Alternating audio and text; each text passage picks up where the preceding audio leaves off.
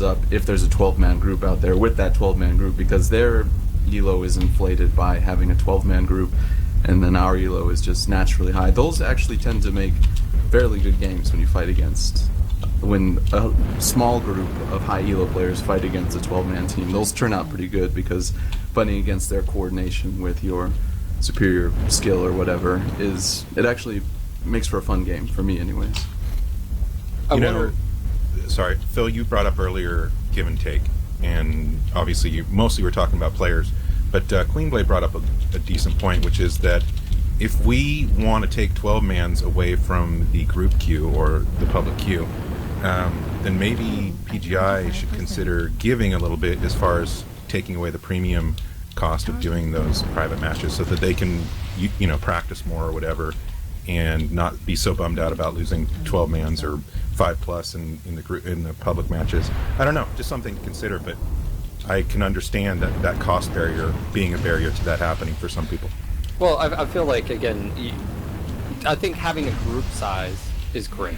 I'm not going to argue and say that no one enjoys it. Yeah, it's cool to be able to hop in a 5-man, 6-man. But should any team be able to take 12 people, what would happen if they just limit it to say, hey, we are going to reduce group size from 2 to 8-man, and at max you can only have 8. Now, someone could argue, well, Phil, still 8, SGR is still going to roll.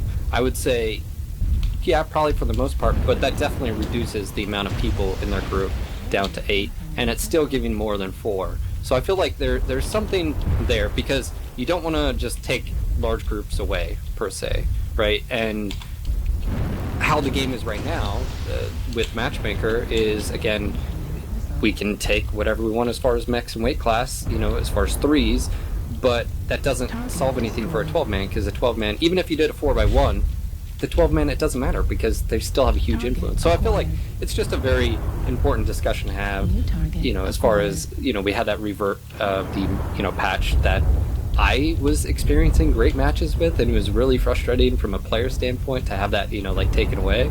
But it is what it is. But, Carl, we know that, you guys are always working on it, and it's always nice to actually hear behind the scenes how it works. And I just want to say thank you again for clearing up, because I see a lot of misinformation. They're like, elo this or elo that. And I feel like a lot of people also blame Matchmaker for their own mistakes or team mistakes. Tyler, you just said this. You said, actually, I think it was probably our mistakes that cost us the mechs. Obviously, it's an easy scapegoat to say, oh, Matchmaker, you suck. Why did you do this to us? Now, there are some times that does happen, but every single decision we make, when we drop, affects the outcome of that match. That, or lag, or hit detection, or something. But yeah, it definitely was awesome to have you here, Carl, and talk about this. We would love to have you back again soon to talk about matchmaking, perhaps with community warfare. I know you can't talk about it today. Yeah, well, that's an easy one. We don't spill the beans. Don't really matchmake for community warfare. It's as the designers like to call it, hardcore mode. So, well, we'll definitely have to talk about that. Yep. All right, so I think Carl's going to stick around. Patch this past week, or I should say yesterday. A few things. I think this is actually a great patch. I think it surprised a lot of people. I think the past few patches, ever since those whole IGP debacles went down, everything, yes, thank God.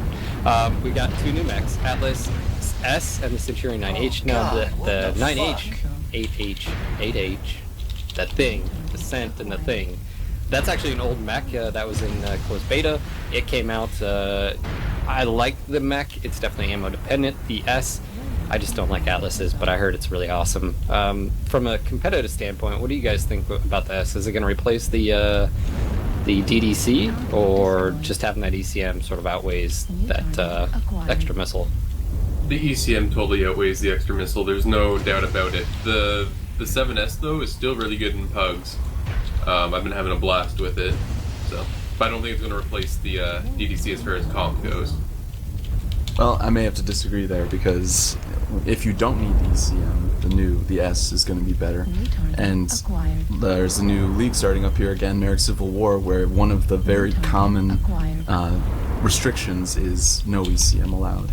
So in a match like that, the S will see far more play than the DDC because it just flat out has better hard points. Makes more use of that 100 times. So I think the S is going to see plenty of play time. Speaking of the Merrick Civil War, plug it. Is that are they still taking signups, or is that just going to be under? Oh no, they just finished. Are they taking signups for the beginning here, or are they? No, okay, no, I didn't think so. Confirmed? No. I think they've just finished the trial of position. Yeah, we just finished trial position. Cool. So everybody should keep an eye out for the matches going on. You know what I like too about patches like this is the queue goes crazy. The amount of S's and Centurions I saw was ridiculous. Actually, I saw more Intersphere mechs than I did clans, yesterday, which was awesome. And obviously, most of the people were brawling. The Centurion, it sort of gravitates towards that.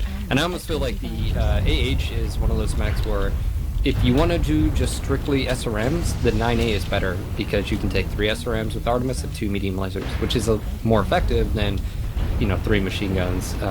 So anyways, AC-20 on it, I really do enjoy it. I like the arm geometry changes, and it's funny because I saw a video someone made over at Reddit that was like, Jean-Luc Picard. Yeah, it was like, change it back, change it, no, why? And I was like, hilarious. so here's this is, I'm gonna nerd out really quick.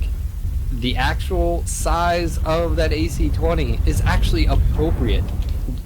Guys, it's an optical illusion. It's an optical illusion. If you placed a 120, that's the correct size. Now, that all being said, Dennis did pipe in and he said, look, we standardized the actual geometry, but one of the issues is it looks smaller, but it's, maybe that's what she said, but either or, I like it.